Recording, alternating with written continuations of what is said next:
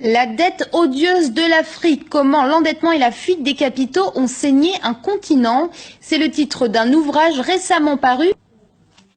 Comment l'endettement et la fuite des capitaux ont-ils saigné un continent? C'est à cette question que les deux auteurs de La dette odieuse de l'Afrique, Léonce Dikoumana et James K. Boyce, tentent de répondre dans leur ouvrage. Un livre de 5 chapitres qui lève le voile sur certains mythes africains. Dans ce livre, on va vous montrer qu'en fait, ce n'est pas l'Afrique qui est endettée vis-à-vis du monde, mais plutôt que c'est le monde qui est endetté vis-à-vis de l'Afrique. Ensuite, un deuxième mythe qu'on voudrait lever, c'est le mythe que l'Afrique, c'est un continent qui est avec beaucoup de corruption. On va vous montrer en fait que il en faut deux pour qu'il y ait corruption. Donc s'il y a des Africains qui sont corrompus, il y a des non-Africains qui doivent être corrompus. La fuite des capitaux est également, selon eux, l'un des fléaux qui frappent le continent, empêchant les États de profiter de leurs propres ressources pour développer les secteurs éducatifs, sanitaires, mais également les infrastructures. Ce qui fait que le mythe que l'Afrique ne peut pas réduire la pauvreté, c'est un mythe qui est créé par le drainage des ressources de l'Afrique. L'Afrique peut, avec ses moyens, avec ses ressources, en fait, éradiquer la pauvreté si on arrivait à garder les ressources de l'Afrique sur le continent. Donc c'est aussi un mythe, le mythe que l'Afrique ne pourra jamais être développée.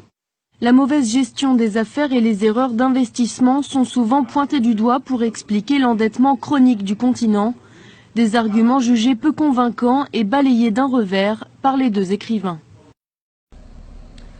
Alors on va parler pour finir des pays du tiers-monde, parce que alors là, le système dont je viens de vous parler, il est merveilleux parce que bon, c'est très bien d'endetter une belle-sœur dans une petite ville, c'est très bien d'endetter une grosse entreprise dans une capitale, mais le top du top, c'est d'endetter tout un pays d'un coup.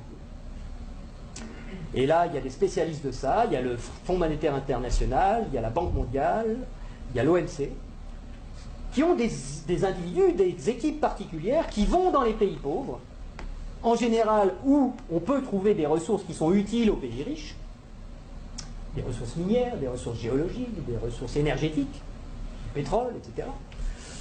Et on dit aux dirigeants de ces pays, est-ce que vous savez que vous êtes assis sur des montagnes de profits? Mais comment vous allez faire pour les tirer du sol, pour les extraire? Vous n'avez pas d'usine, vous n'avez pas de route, vous n'avez pas d'ouvriers, vous n'avez pas de savoir-faire, vous n'avez rien. Et pourtant, Dieu sait que vous pourriez vous enrichir, et enrichir votre population. Ben non, on ne peut rien faire, on n'a rien, on n'a rien. Bon. Ben écoutez, nous, on est le FMI, on est la Banque mondiale, on peut vous prêter des milliards de dollars. Et avec vos milliards de dollars qu'on va vous prêter, vous allez pouvoir exploiter vos ressources et nous rembourser haut la main sans problème. Mais il y a une petite clause dans le contrat de prêt, et de toute façon vous ne pouvez pas y couper, c'est que vous allez avoir besoin de routes, vous allez avoir besoin d'un port pour que les pétroliers puissent aborder, vous allez avoir besoin d'un pipeline pour aller des puits de pétrole au port, vous allez avoir besoin de soldats pour protéger le pipeline des terroristes, donc on amènera aussi quelques soldats, et vous allez avoir besoin de beaucoup d'argent pour financer tout ça. Et à qui vous allez acheter tout ça? Où sont vos entreprises? Mais on vous a dit, on n'a pas d'entreprise. Ah bon? Ben écoutez, c'est pas grave, nous on en a. En Occident, beaucoup, on en a plein. On a Halliburton qui fabrique des usines, on a Areva qui a besoin d'uranium, on a Bouygues qui fabrique des autoroutes, des ports, tout ce que vous voulez, on va vous faire ça aux petits oignons, pas de problème. Et c'est comme ça que ça marche. On vous prête 15 milliards, sous réserve que vous fassiez travailler nos entreprises, et de toute façon, vous ne pouvez pas faire autrement. Donc regardez bien ce que ça fait au point de vue monétaire.